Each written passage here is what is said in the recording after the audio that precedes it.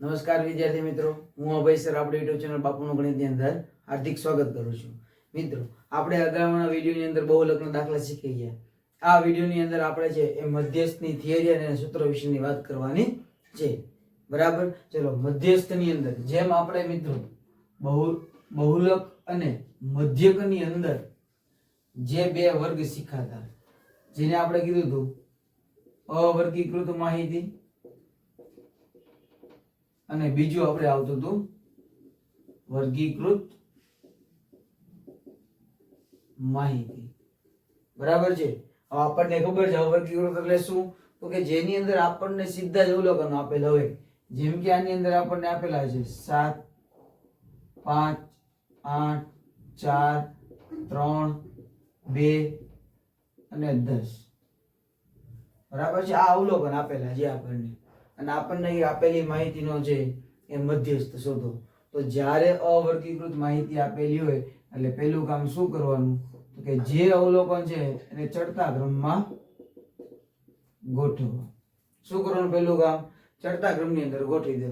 જો ખૂટતી આવૃત્તિવાળો દાખલો હશે તો એને આપણે પહેલા શું કરવાનું, તો કે એની અંદર ડાયરેક્ટ આપણને અવલોકનો છે ને ચડતા ક્રમમાં ગોઠવેલા આપેલા છે. જ્યારે ડાયરેક્ટ અવલોકન આપેલા હશે તો પહેલું કામ શું કરવાનું, ચડતા ક્રમની અંદર ગોઠવવાનું. ચાલો, પહેલા કોણ આવશે, તો કે 2 આવશે. પછી કોણ આવશે, 3, 4, 5, 7, 8 અને 10. ચલો, થઈ ગયું એટલું કામ. હવે જો જે અવલોકન આપેલા છે ને અવલોકનની સંખ્યા ગણવાની છે. કેટલા અવલોકન આપેલા છે કે 1, 2, 3, 4, 5, 6 અને 7. એટલે જો આને કહેવાય અયુગ્મ. કહેવાય કે ન કહેવાય? કુલ અવલોકનની સંખ્યા કેટલી થઈ ગઈ? 7. n બરાબર 7 થશે. અવલોકનની સંખ્યા કેટલી થઈ? 7. એ કેવી કહેવાય? અયુગ્મ. ત્યારે અવલોકનની અંદર આગળથી 3, પાછળથી 3 અવલોકન, કુલ 6 થઈ ગયા. વચ્ચે કોણ આવે છે? મધ્યસ્થમાં 5 આવે. સમજાય? તો આપેલ માહિતીનો મધ્યસ્થ છે કેટલો થઈ જાય છે? 5. પણ આવું ક્યારે પોસિબલ થાય, તો કે જ્યારે તમને અયુગ્મ સંખ્યાની અંદર અવલોકન આપેલા હોય ત્યારે. સમજાય છે? આ શોર્ટકટ થયો, ડાયરેક્ટ જવાબ થયો. બરાબર છે? બીજું, જો આની અંદર તમને હજી એક અવલોકન ઉમેરી દેવામાં આવે અને કે 12, અને આને તમે લખી નાખો 12, બધા ચડતા ક્રમમાં છે. હવે તમે જો તો વચ્ચે એક્ઝેક્ટ વચ્ચે કોણ થાય, તો કોઈ તમને ન મળે. જો આ બાજુથી નહીં 4, 1, 2, 3 ને આ બાજુથી નહીં 4, બે બાજુ 4, 4 છે. તો હવે વચ્ચે કઈ આવે? તો હવે ઈ નો મળે. તો હવે શું કરવાનું, તો છેલ્લેથી જો અને અહીંથી વચ્ચો વચ્ચ ક્યાં બે અવલોકનો આવે, તો કે 5 અને 7. એટલે કે ભાઈ n બરાબર હવે કેટલા થઈ ગયા? 8. 8 કેવી સંખ્યા કહેવાય? યુગ્મ સંખ્યા કહેવાય. તો હવે શું કરવાનું, તો કે વચ્ચે અવલોકન ક્યાં મળ્યા? 5 અને 7. તો એ 5 + 7 બેનો સરવાળો કરવાનો, કેટલા થાય? 12. અને એને ભાગ્યા 2 કરો એટલે કેટલા થાય? 6. તો 6 જે આપેલ માહિતીનો શું થઈ જાય? મધ્યસ્થ. આ તમે જોવો તો 5 અને 7 ની વચ્ચે કોણ આવે, તો કે 6. તો જોવો તો મધ્યસ્થ 6 મેળવ્યો કે ન મેળવ્યો? આ આપણે ડાયરેક્ટ થયું. હવે આ બંનેના સૂત્રો આવે છે, એ સૂત્ર યાદ રાખવાના છે. જ્યારે 2 માર્કની અંદર જો દાખલો પૂછાય મધ્યસ્થની અંદર અવર્ગીકૃતનો, તો તમારે સૂત્ર મૂકીને દાખલો ગણવો પડે. પહેલું આપણે લખીએ અયુગ્મ, કે જ્યારે n બરાબર છે તમને અયુગ્મ આપેલા હોય તો એ મધ્યસ્થની આપણે એમ વડે દર્શાવીએ ત્યારે n+1/2 મુ અવલોકન. આ સૂત્ર મૂકીને દાખલો ગણવો પડે. અને બીજું, n છે એ યુગ્મ આપેલા હોય, m બરાબર n/2 મુ અવલોકન પ્લસ n/2 + 1 મુ અવલોકન. જો ખાસ યાદ રાખજો, n/2 ને પછી +1 કરવાના છે અને બધાયના છેદમાં આવશે 2. સમજાણું? તો કે આ બે સૂત્રો છે જે આપણે ધોરણ 7 ની અંદર માહિતીનો નિયમન છે એની અંદર આ બે સૂત્રોનો ઉપયોગ થાય. બરાબર છે? એની અંદર છે આ સૂત્ર આપણને આપેલા છે. તમે ધોરણ 9 માં આવશો તો અહીંયા પણ આવશે. બરાબર છે?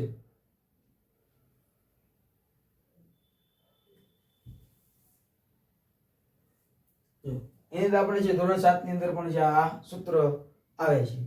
સમજાય છે? અંદર ધોરણ 9 ની અંદર છે આંકડાશાસ્ત્ર ચેપ્ટર ભણ્યા હોય તો એની અંદર પણ આ સૂત્રનો ઉપયોગ થાય છે. બરાબર? સમજાય છે? ઓકે. તો આ વાત થાય આપણે અવર્ગીકૃત માહિતીની.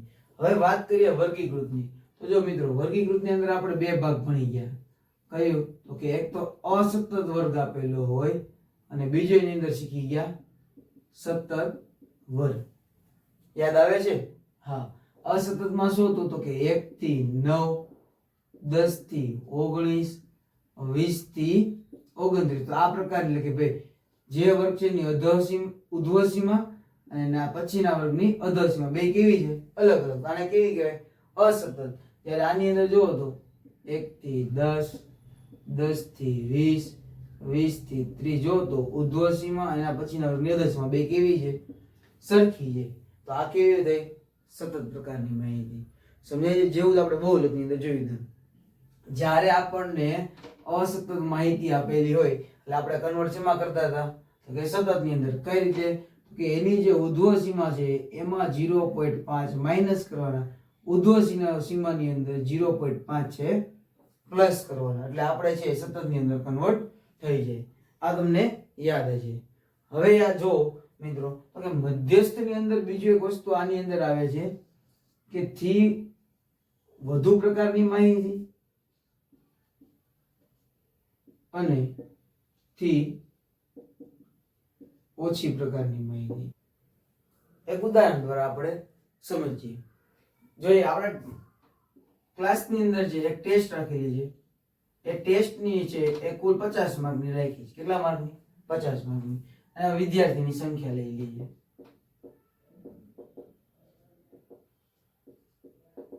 વિદ્યાર્થીની સંખ્યા આપણા ક્લાસની અંદર છે 5 માર્ક આવેલા એવા કેટલા વિદ્યાર્થી છે? તો કેવા 7 વિદ્યાર્થી છે. 10 માર્ક આવેલા 2 છે. 15 માર્ક આવેલા હોય એવા છે 37 વિદ્યાર્થી છે. 30 માર્ક આવેલા એવા 2 વિદ્યાર્થી છે. 40 માર્ક આવેલા એવા 8 વિદ્યાર્થી છે. બરાબર છે?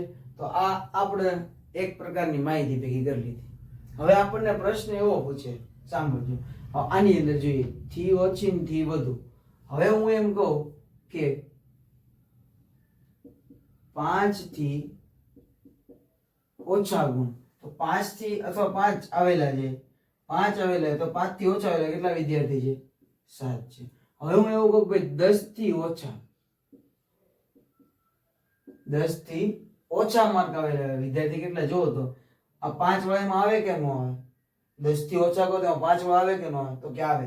તો આ બેનો તમારે શું કરવાનું? સરવાળો કરવાનો. તો 7 ને 2 કેટલા થાય? 9. સમજાય છે? હવે માનો કે હું એમ કહું કે 15 થી ઓછા કેટલા ને એવા છે? 15 થી ઓછા, તો 15 થી ઓછામાં 10 વાળા આવે કે ન આવે? તો કે આવે. 5 વાળા આવે કે ન આવે? તો કે આવે. 15 થી ઓછામાં 10 વાળા આવે અને 5 વાળા, તો 3 એ 3 નો શું કરવો પડે? સરવાળો કરવો પડે. એટલે 37 ની અંદર તમે સીધા 9 નાખી દો એટલે કેટલા થઈ જાય છે? 3 નાખો એટલે 40 થાય. અહીંયા વધે 46 વિદ્યાર્થીઓ થાય. સમજાય છે? તો આને કહેવાય થી ઓછા પ્રકારની માહિતી. હવે વાત કરીએ થી વધુ. હું તમને એમ કહું કે 5 થી વધુ, તો 5 થી વધારાની વાત છે. તો આ 5 થી વધારામાં કોણ આવે? આ બધા આવે કે ન આવે? મને એમ કહો આવે કે ન આવે? તો કે આવે ને. કેટલા થાય જોવો તો 37 ને 2 39, 40 41, 41 ને 8 કેટલા થાય? 49. તો 5 થી વધુ માં કહેવાય ને 49 વિદ્યાર્થીઓ છે. પછી હું એમ વાત કરું કે 10 થી વધુ હોય, 10 થી વધારે માર્ક આવેલા વિદ્યાર્થી કેટલા છે? તો 10 થી વધુ એટલે આ બધા આવે કે ન આવે? આવે.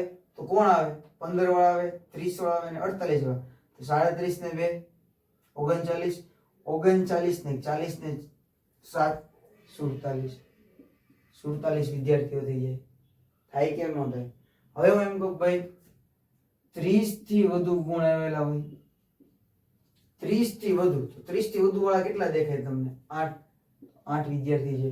તો કે આ પ્રકારની આપણને માહિતી આપેલી હોય. હવે જો મિત્રો ધોરણ 10 ની અંદર કેસ સ્ટડી આધારિત પ્રશ્ન પૂછાય છે તો એની અંદર જે તમને આવા પ્રશ્ન પણ જોવા મળે કે 4 માર્ક નો વિભાગ ડી ની અંદર પ્રશ્ન જે આવે છે એ તમને આવી રીતના આવૃત્તિ આપી દીધેલી હોય. પ્રશ્ન પૂછે કે ભાઈ 30 થી વધુ ગુણ મેળવવા વિદ્યાર્થીની સંખ્યા. આપણે જોવું પડે 30 થી વધુ વાળા કેટલા છે? તો કે 8 છે. એવું પૂછે કે ભાઈ 5 થી ઓછા ગુણ ધરાવતા વિદ્યાર્થીની સંખ્યા કેટલી છે? તો કે 7 છે. બરાબર છે? તો આ રીતે આપણે કેસ સ્ટડી આધારિતના પણ પ્રશ્નો પૂછાઈ શકે. આશા રાખું છું તમને આ બધું છે એ સારી રીતે સમજાણું છે કે થી ઓછા પ્રકારની માહિતી થી વધુ પ્રકારની માહિતી કઈ રીતે છે. બરાબર છે. બીજું છે આપણને યાદ છે સતત વર્ગ અને અસતત વર્ગ આવેલો છે. ચલો આની સાથે સાથે આપણે છે એ સૂત્ર પણ જોઈ લઈએ.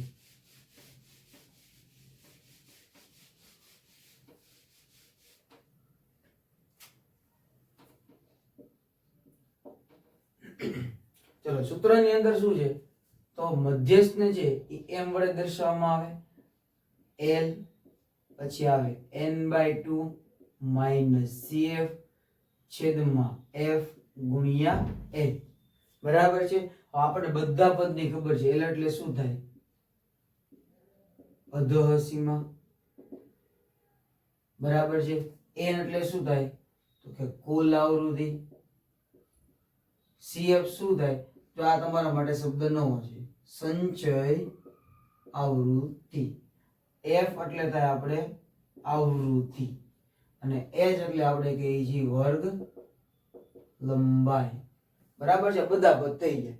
હવે એની અંદર સમજીએ સંચય આવૃત્તિ એટલે શું. તો જો આપણે એવું કહીએ કે ભાઈ અમારા ક્લાસની અંદર 10 થી 20 માર્ક આવેલા 8 વિદ્યાર્થી છે, 20 થી 30 આવેલા એવા 2 છે, 30 થી 40 માર્ક આવેલા એવા 10 વિદ્યાર્થી છે, 40 થી 50 સુધી આવેલા એવા 50 વિદ્યાર્થીઓ છે. બરાબર છે. હવે તમે જો સંચય આવૃત્તિ આપણે આને શું કહીએ છીએ તો કે આવૃત્તિ કહીએ છીએ.